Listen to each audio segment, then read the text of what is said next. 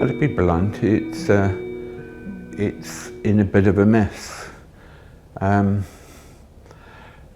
Mostly I would say it's irrelevant. It does not attempt to address the way the world really is. It's much more concerned with conforming to an image of science, which as it happens is not a good image of science, and that leads to people proceeding in a way that's totally irrelevant, mostly irrelevant. Let me take the opportunity to say, the problem stems from the use of methods, but I'm not criticizing the methods, I'm criticizing the use of methods inappropriately. Economists use methods, they choose the methods in an a priori fashion. I mean, to be blunt, they use methods of mathematical modeling.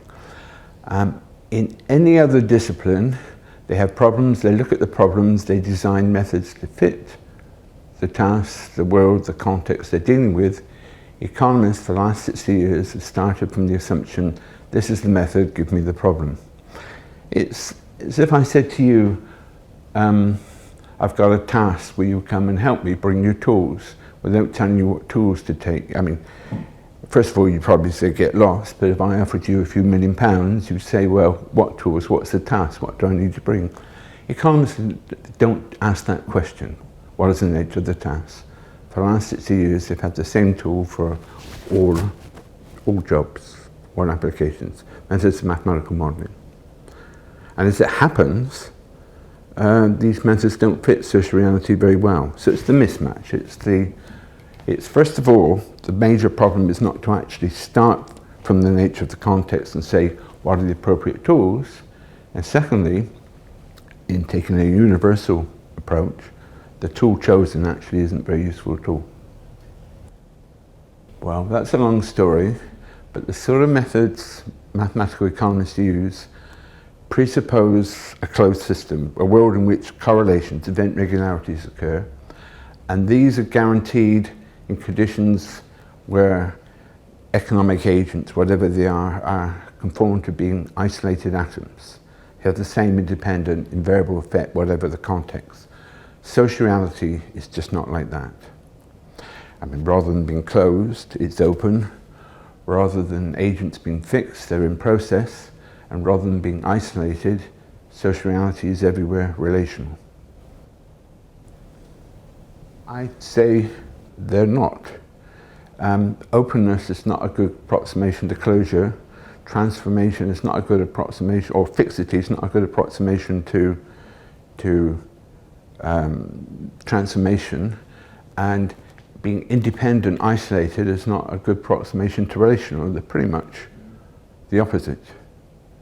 So they're not a good approximation. And in a context of 60 years of pretty much continuous failure of the discipline, failure of models to explain, predict, to reveal insight, this failure to even approximate is the explanation of the failings of the discipline, the lack of successes. It could be relevant if where social reality conforms to these underlying preconditions, worlds of isolated atoms. For example, driving in rush hour traffic, people are pretty much isolated and atomistic. I mean, yes. Demands for heating electricity in Alaska in the middle of the winter, there's not a lot of choice in it. So, but that's the right question. The question is not, are these methods in or these methods out? All methods should be on the table, as it were, but start from the problem. What are we looking at? What is the nature of the phenomenon we're dealing with? And, if you like, are mathematical methods appropriate in these conditions? It's an empirical question. The mainstream is defined, first of all, by its emphasis on methods, mathematical modeling. That forces it into a particular ontology, whether it knows it or not, world of isolated atoms.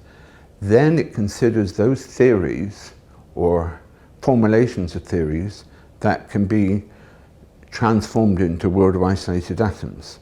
So human beings have to be turned into atoms. The obvious assumption to use is they're rational. They don't make mistakes. There's an optimum and they go for it.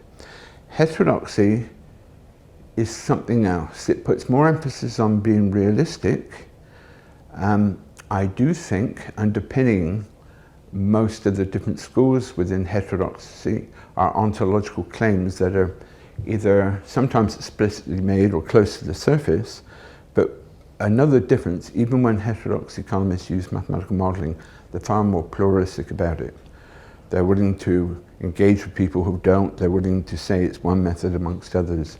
So pluralism of method is essential to heterodoxy, I think. Social ontology, per se, is the study of the nature of stuff. And it's not essential to go into a history of thought. However, it's impossible to avoid ontology. The only question is whether it's explicit or implicit. Even mainstream modelers have their ontology of a world of isolated atoms. So it's useful to view different strands of history of thought in terms of their ontological presuppositions. And it's noticeable. I mean, if I was teaching of history of thought, I'd certainly point out that if we take, let's say, Marx on capital, he starts with a commodity, but not just a commodity, but the nature of the commodity. And he asks, how do we explain its nature? And he goes into the nature of value, the nature of money, the nature of labour power. Keynes starts his treatise on money with a chapter, he calls it a book, a chapter called The Nature of Money. He starts with ontology. Veblen does ontology through and through. His whole definition of neoclassical economics is based on ontology. His call for return to an evolutionary economics is based on ontology.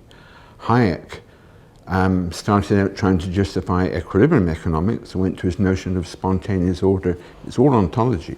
It's all about the nature of order and social reality. So I would certainly do history of thought ontologically if I were to teach it, but then I think ontology enters everything. I would say Capital is a book on ontology. As I've just said, it starts with a commodity. He says, well, you know, what is a commodity? It seems to have a usefulness that's unrelated to its price or its exchange value. How do we make sense of this? And that led to the question, well, what is value? And that led to the question of where does value come from and what is the nature of the source of value, labour power or whatever. It is ontological through and through, but his broader question is what is this relational processual totality in motion we call capitalism? So the whole thing is ontological. I mean, there are details of his ontological position we can argue over. I'm not claiming, or I don't think it was wholly consistent, but ontology is there. He used the word metaphysics, that's his Veblen, but it meant by it pretty much what I mean by ontology. What's missing from modern economics is long-term commitments to projects of understanding specific questions. I mean, it used to be Marx spent his life studying the nature of capitalism. Hayek spent most of his time studying order. Keynes, Veblen, Marshall, whoever. They had long-term projects, Schumpeter especially, long-term projects that took them their whole life. Well, an ontological turn, first and foremost, most trivially just means taking account of what we're dealing with. It's so obvious it shouldn't need to be said, in my view, but it's missing. It used not to be missing. Marx, Keynes, Veblen, Marshall, they all started with ontology, whether they used the word or not. Since methods of mathematical modelling became dominant, there's a sense in which we don't need ontology, because ontology enables us to work out what are the correct methods, but in economics, the correct methods, or the methods, come first, and so ontology disappears. So if we have a turn to ontology, we start asking the question, what are we dealing with? Most generally, what is the nature of social reality? How do social phenomena exist? And then specific questions, what is the nature of what we're dealing with? Money, the corporation, technology, gender, care, etc. And then, of course, we fashion methods as we go along, just as they do in the non-social sciences. To take an example, The best theory of particle physics had no place for mass, or mass was zero. They needed an explanation. Higgs came up with his Higgs boson particle field 50 years, 60 years ago.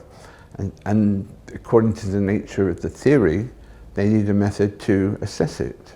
That meant building or having a particle accelerator, such as at CERN. So the method follows the theory. In economics, the theory follows the method. I do believe, as it happens, most heterodox groups can be seen as focusing on issues that fairly clearly reflect ontological presuppositions. The institutionalists, following Veblen, very interested in evolutionary change and things that bring stability within change. So a focus on evolutionary economics and institutions is fundamental to them, basically ontological. Post-Keynesians are very interested in uncertainty, well, the uncertainty basically comes from the openness. So it's an ontological presupposition, or rather it conditions their focus, openness. Feminists are especially interested, I believe, in relationships, relations of care, oppression, exploitation, rather. So it's kind of relational. So relationality, openness, process, in the case of Marxist totalities, the ontological presuppositions are there. So I see the heterodox traditions as a division of labour, looking at the same basic social reality. They accept a common nature, they agree more or less on the nature of social reality, and the divisions of labour within it. But in truth, to take your question slightly further, I don't think there's a non-arbitrary basis for having a separate discipline of economics anyway. Because once you look at the nature of social reality, it's the same broad answer, whether the stuff we're dealing with is focused upon within sociology, politics, anthropology, whatever. We're all divisions of labour. So just as we have divisions of labour within economics, so I think economics is just a division of labour in a broader social science, with its own subject being about material conditions of well-being or whatever.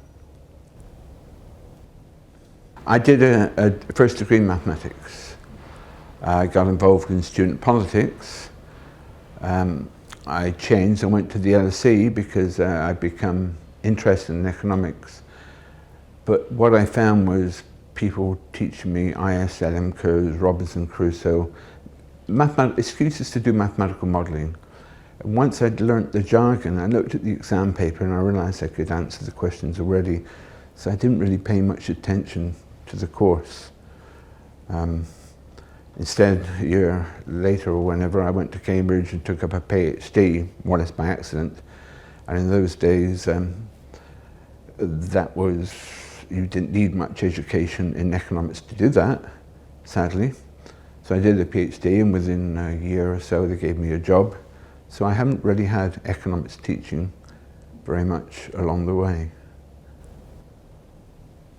The first day in my economics lectures that I did go to, this is a master's at the LSE, I can remember listening to all sorts of theories and assumptions being set out, the names of different economists, and then I put my hand up and said, okay, you've told us about the model of X and the model of Y and the model of Z, but what really causes some phenomenon?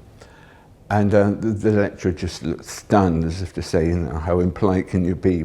You don't ask that question. And, barrister looks around the room, and a friend of mine who was on the same course, Mary Farmer, who unfortunately died far too young, she was a sociologist.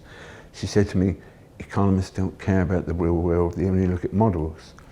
And she was on the course to study economists for her PhD in sociology. She called them the economics tribe. So it started at that moment. I thought, well, why? Why aren't economists interested in the real world? Why are they playing with these models, which to me seemed right from the outset irrelevant? So that's when I started doing ontology. I said to people, yeah, these models, why do you use them? They're clearly unrealistic, they're clearly not very relevant, they're not going to help us understand. And the question came back is, so what is relevant? Yeah, what is social reality really like then? So that's when it started. my intuitions are a bit like someone saying, here's a feather or a hammer, go and cut the grass with it. I just felt it wasn't appropriate. But still, you know, here's a whole economics profession building these models, and there must be something to it, and am I being really naive here? And you know, the question of what is science, what is method, how do we deal with these things? It was all new to me. I come from a pretty poor background. Mathematics got me to university. I hadn't studied these issues. I was aware that I was probably ignorant of so much. Well, I was ignorant of so much. So yes, I went and read Lawson and the Philosophy of Science. I followed my own routes. Modern day philosophy of science, Aristotle, all sorts of people. But you're right, it was more reading them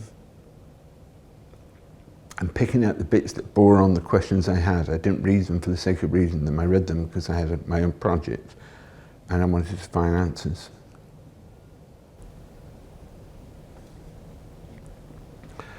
What I don't think is what's happening. That is, a few experts are currently writing alternative textbooks with slightly different models, slightly simpler models, and using them to teach lectures. The whole system, the whole of academic economics needs to change, including obviously what is taught. The problem just is this emphasis on mathematical modelling.